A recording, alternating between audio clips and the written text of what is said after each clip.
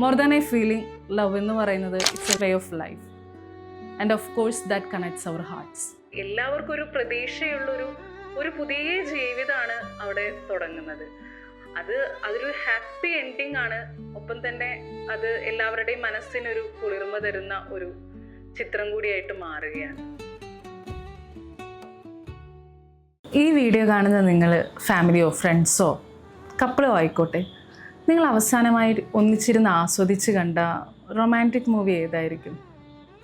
1950-കൾക്ക് ശേഷം family drama, action thrillers ഇതെല്ലാം കണ്ടുമടുത്ത ഒരു ടീനേജിനെ കണക്ട് ചെയ്യാൻ വേണ്ടി ആ ഒരു ഫേസിൽ മ്യൂസിക് ഡയറക്ടേഴ്സും പ്രൊഡ്യൂസേഴ്സും എല്ലാവരും ചേർന്ന് മ്യൂസിക്കൽ കൾച്ചറൽ സിനിമകൾ ചെയ്യാൻ തുടങ്ങും. അന്നിവരെ മെയിൻ സ്റ്റോറിയുടെ ഒരു സബ്പ്ലോട്ട് മാത്രമായിരുന്നു പ്രണയം എന്നുള്ള വിഷയം.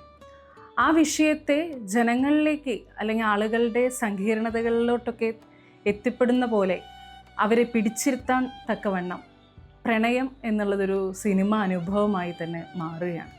എല്ലാ ഭാഷകളെയും സംസ്കാരങ്ങളെയും ജനറേഷനുകളെയും എല്ലാം അതിജീവിച്ച് ആളുകളിലേക്ക് ആകർഷിക്കാൻ എപ്പോഴും പ്രണയ സിനിമകൾക്കൊരു പ്രത്യേക കഴിവ് തന്നെയാണ്.